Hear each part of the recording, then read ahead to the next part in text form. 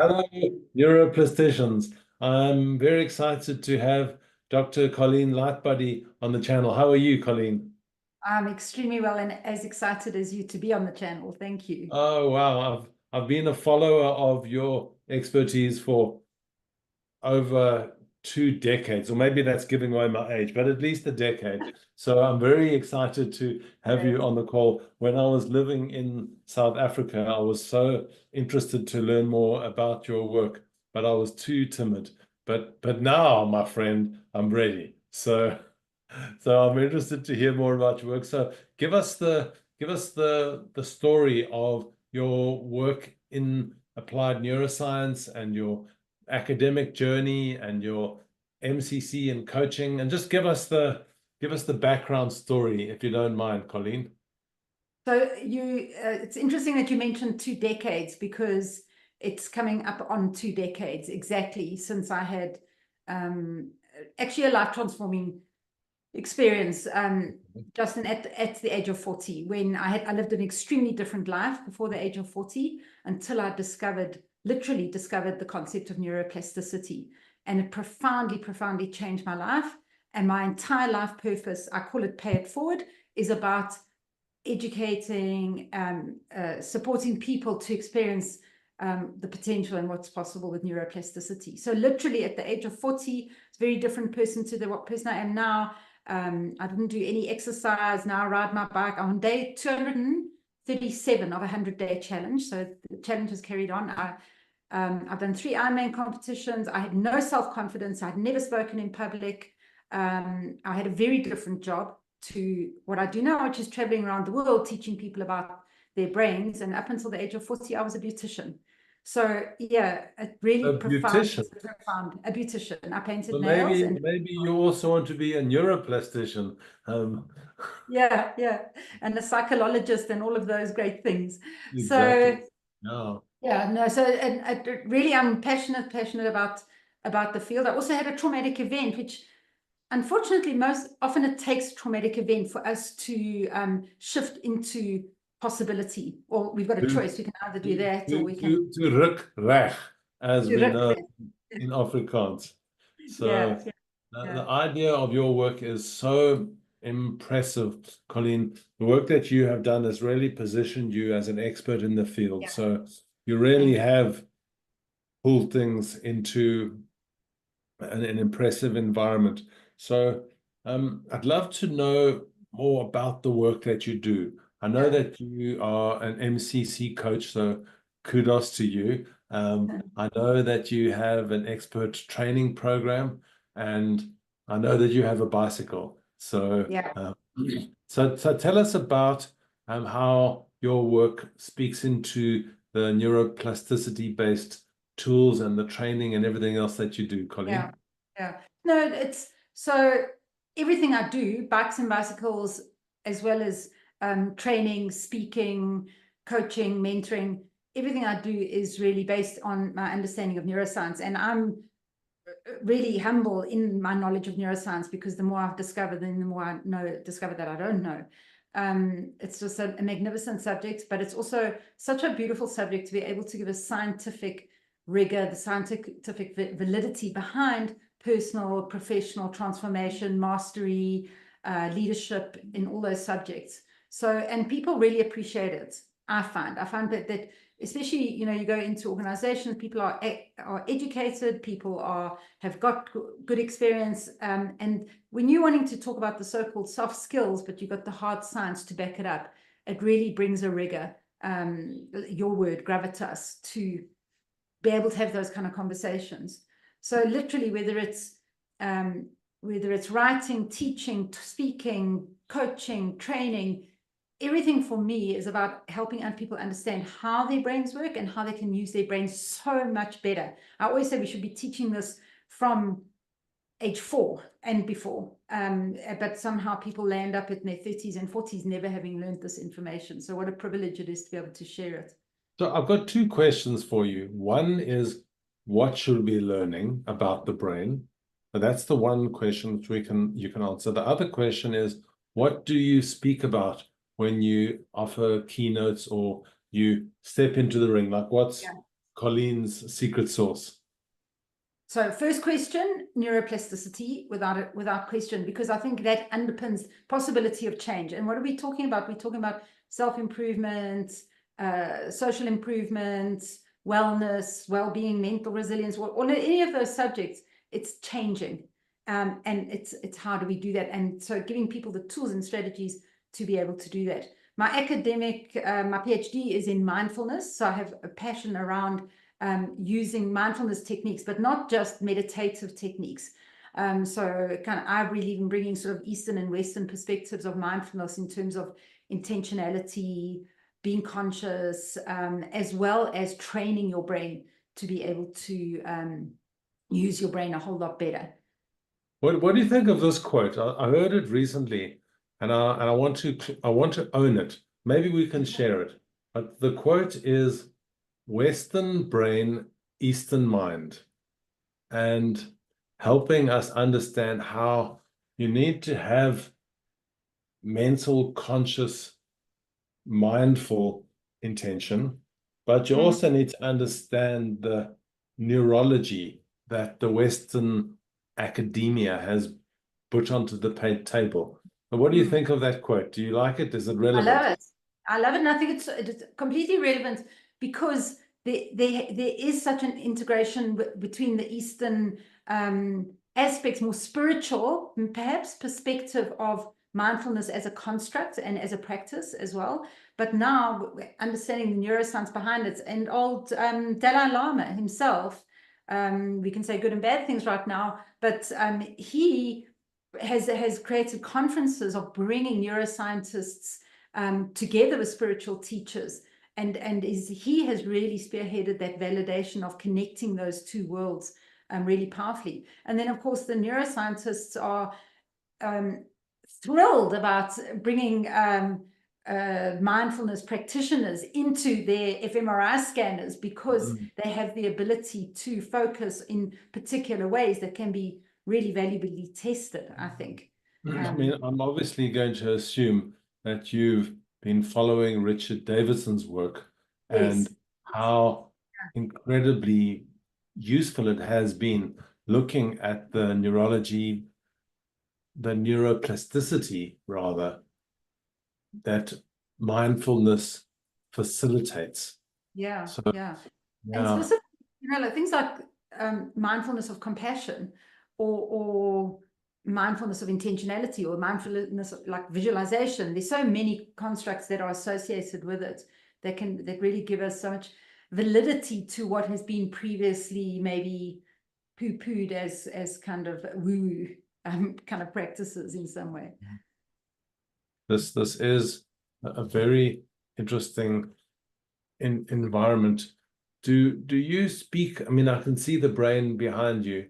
So do you speak into the neuroanatomy or the physiology or the neurotransmission to help people understand how habits work or how mindfulness or behavior change works? Do you speak into that environment at all? So again, really humbly, and not being a neurologist, not being a neuroscientist, merely somebody who's passionate and researches quite deeply. I believe understanding brain structure, critical. Because if we understand how our brain is structured and then brain functionality as well, especially in terms of neurotransmission. So how does the brain work? How's the brain structured? And then how can we, and it's just so, it becomes so obvious how we can consciously choose to craft the kind of brain that we want to craft. My favorite saying, and this is my saying, is when I teach you about neuroplasticity, I say it's my best news I can give you and the worst news I can give you, because you are the architect of the kind of neural structure that you're carrying around in your head. So you can create compassion and wisdom and emotional regulation, a brain with that capacity, or you can create a brain that whines, gossips, and complains, but it's a choice. So what were you saying? Emotions. How much of a choice do we really have as adults?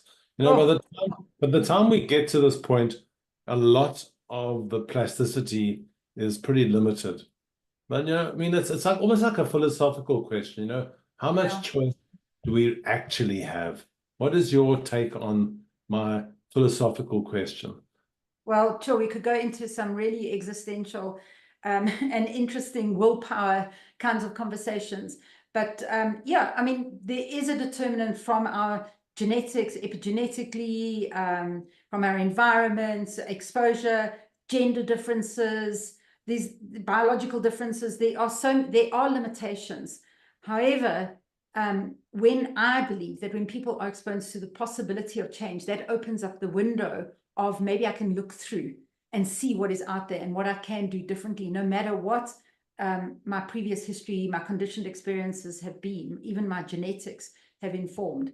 So I believe, obviously, you know, we've got certain windows of plasticity, you know, for certain abilities, like, for example, learning a language, which are severely limited in older people compared to between ages of 0 and 7 for laying down the neural pathways for language. However, doesn't mean to say that you cannot learn French or Chinese when you are in your 60s and in your 70s. It just takes more effort.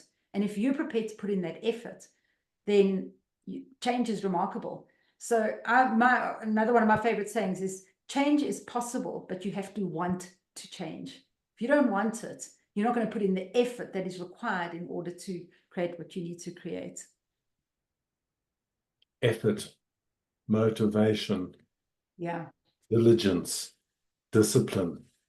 I want to lose weight. I want to floss my teeth every night. I want to go cycling every day. I want to stop eating donuts.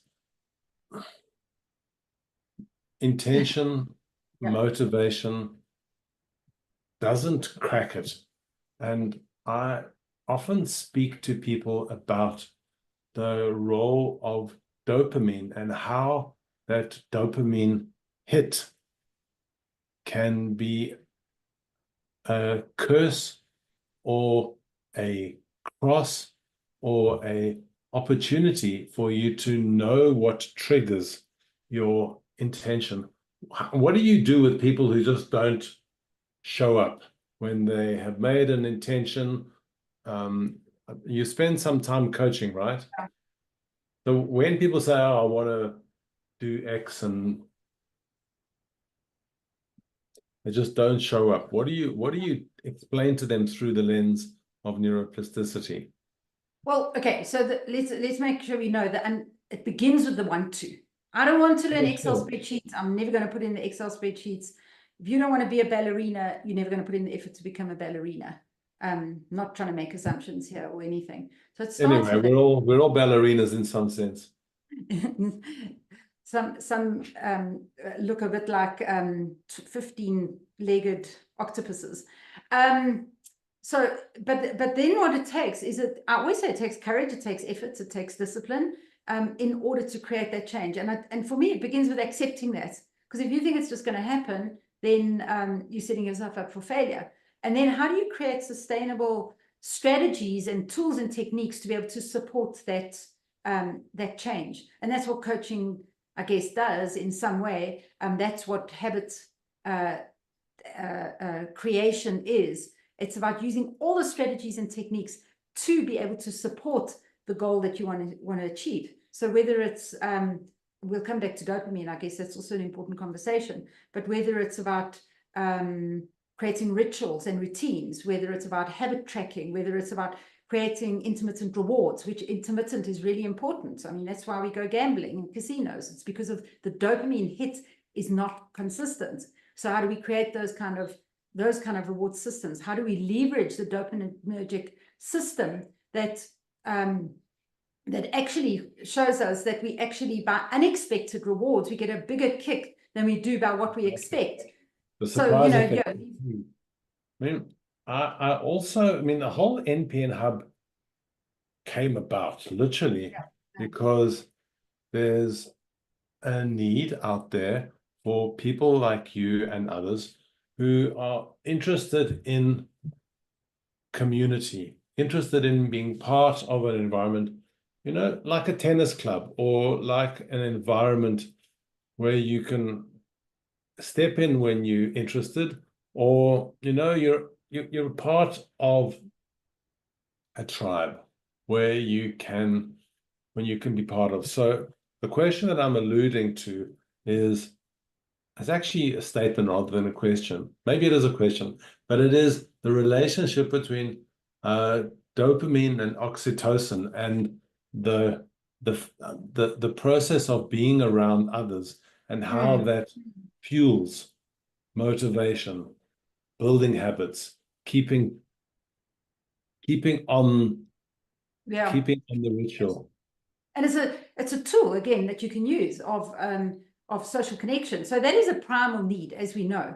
A primal need for human beings is social connection. The human animal is the most pathetic creature for the longest time, and we need to be part of a tribe. One of my favorite sayings is, there's nothing as good for you as another person, but there's nothing as bad for you as another person as well. So, but how do you leverage positive social environments in order to, first of all, build relatedness, which is a critical primal need. Second of all, to add value, which is another critical primal need. If you don't add value to the tribe, Tell me more about that. Tell me more about that. Tell me more about the value. What does that mean? So basically, okay, I mean, really, I don't know what your perspective is, but with all my research shows we're essentially carrying around the brain in our skull that our ancestors carried around while they were wandering around the savannah. But we're navigating an unbelievably complex social, technological, whatever world now with those same brain biases, instincts, etc. But the most primal need is that need for belonging. Okay, be almost beyond our physical needs. I would rather lose my legs and lose my arms than lose my kids. Okay, that social is so much more important than even my physiological needs. And also a parent will put themselves in front of the gunfire to protect their child. That is that social, the need for the tribe to keep existing. So in order for the tribe to exist, you need to add value to that tribe. Otherwise, you just become a energy sucking, not assisting with resources. And so therefore, I think it's primal in our brains to have the purpose, to have meaning, to add value to a social unit. And part of what you're doing in this NPN Pub is we're adding value to each other.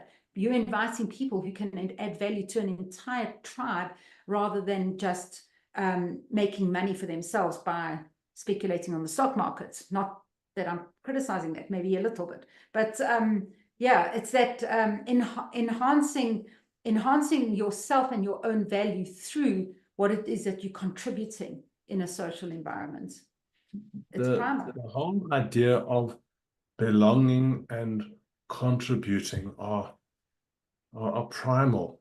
Absolutely. It even goes beyond our species and into others, because this is a way, it's a great way to survive, to be around people that you trust. So there's a huge trust element that comes into as well. But what I'm interested to explore is your understanding around this and how these models and this research that you've done informs your practice, informs your training, because there's a whole lot of work out there around social neuroscience. Yeah. And obviously valuable. But in the NPN Hub, we're not academics. We're not trying to be academics. Okay, sure, some of us are professors and princesses, but we're actually all not trying to be academics, but pracademics.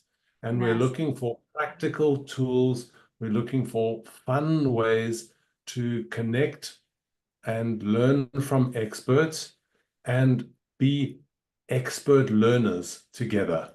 So it would be really nice to have dialogue with you around the campfire of your work, and just to unpack some of these ideas, Colin, because the length and breadth of your work is really great. So maybe we can, understand the neuroscience.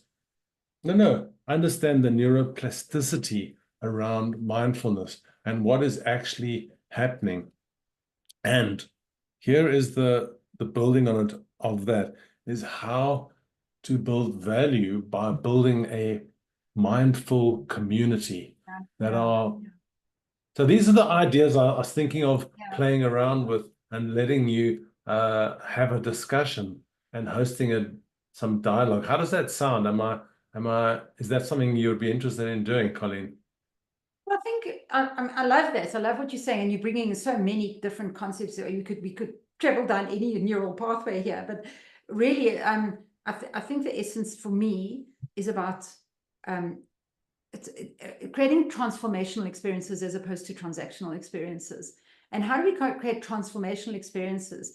Is transforming at a very deep level of self-awareness, at a very deep level of other awareness. How Like do you do that? I mean, through the brain. how? I mean, what's the... So when people understand the importance, for example, of social connection, then I mean, you oxytocin, serotonin, dopamine. Whatever, These are yeah. we don't throw around these terms because we want to show off that we have a vocabulary of neurotransmitters and neuroinhibitors. You know, we throw around. We use. How do we actually leverage the construct of, or not the neurotransmitter of oxytocin? How do we facilitate trust and bonding within a professional relationship or within a group? How do we build empathy? Because of neuroplasticity, anything can be changed. We can raise the acetylcholine levels within a conversation like this of people being able to focus by telling a story, leveraging the visual cortex, for example. So we can actually use our knowledge about the brain to engage people, to think better, and to know that they have got the capacity to change. So it's not just about performance and outcome. It's true. It's biological transformation that then manifests at an external reality of transformation. I don't know if I'm like starting to talk gibberish, but it's working at that very deep level of conditioned narratives, beliefs, etc., that you can change them. You're not a prisoner to your life experiences. You've got the capacity to work at an emotional level, a social level, a physiological level, a gut biome level. You've got these tools that are just almost endless that you can play with for transforming your life and other people's lives as well. Transformation, manifestation. We're going to sound like hippies if we don't reference the brain. So, but I mean, neuroscience is a way to justify a lot of this stuff, but it goes a lot deeper when I listen to what you're speaking.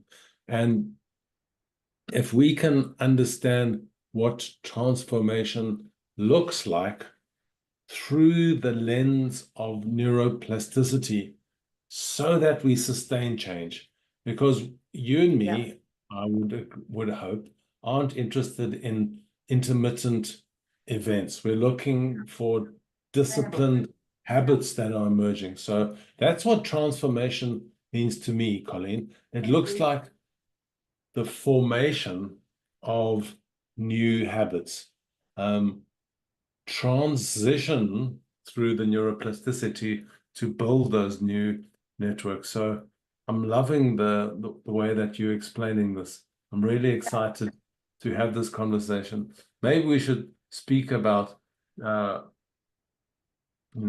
transformation through neuroplasticity, or the transformation because of neuroplasticity.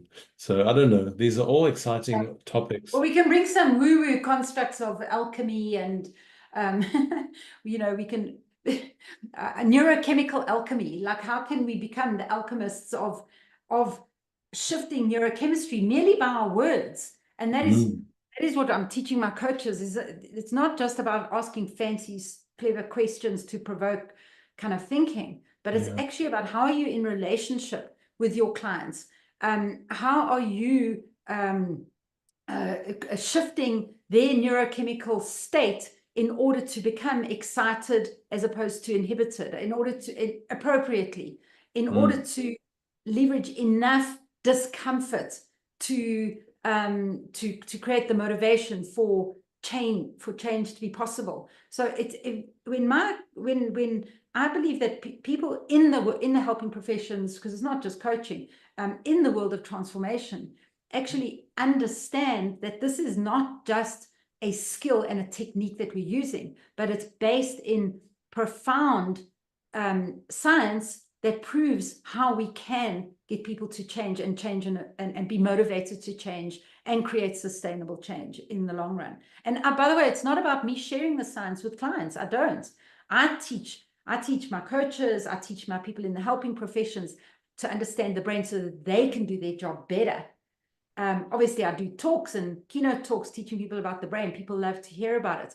But when you're in that relationship of leadership, coaching, mentoring, therapeutic relationship or whatever, if you understand how to get the best out of another person's brain and give them the tools and strategies to be able to create that sustainably between the engagements that you're having and after, because I always say my job is to get you to stop coming back to me, not to keep you up for the next few years. You've got to create that neuroplasticity that you need that will be sustainable going forward. How to sustain neuroplasticity down is very interesting. Yeah. When I hear coaches say, we need to improve your dopamine, I get the shivers. I get the shivers saying, look, we're not Latin lovers. We are here to help our clients, not to tell them that we've learned some Latin. So, so we're really lovely to dive into your academic expertise and share with us how we can do this. So that sounds like a really fun opportunity, Colleen. I'm really grateful for the time. Maybe we should leave it there. Now I'm looking at the time and we're running over a bit, but I don't know, is there anything else you want to share over before we sign off, or can we leave it hanging there, Colleen? Yeah, I just think the only thing I could say is if people could get excited about the possibility of change right throughout your lifetime. You know, I'm 60 and I'm 70 and I can't change. That is such a self-limiting belief that immediately immobilizes people. So if we can just get people to understand what is possible, and it's scientifically based. It's not woo-woo, a wish and a prayer. But it does take commitment, it takes courage, it takes it's a choice, exactly as you said. And it takes takes the self-discipline as well. It's not for sissies. It's huge. Yeah. And you can find ways to hack that discipline so that you stay on the path. But brilliant, Colleen. Thank you so much for your time and your expertise and sharing this work. I'm so excited to learn more from you. So thanks again, my friend. We'll What a speak to you pleasure. soon. What an honor. Thank you. Take care. Bye-bye.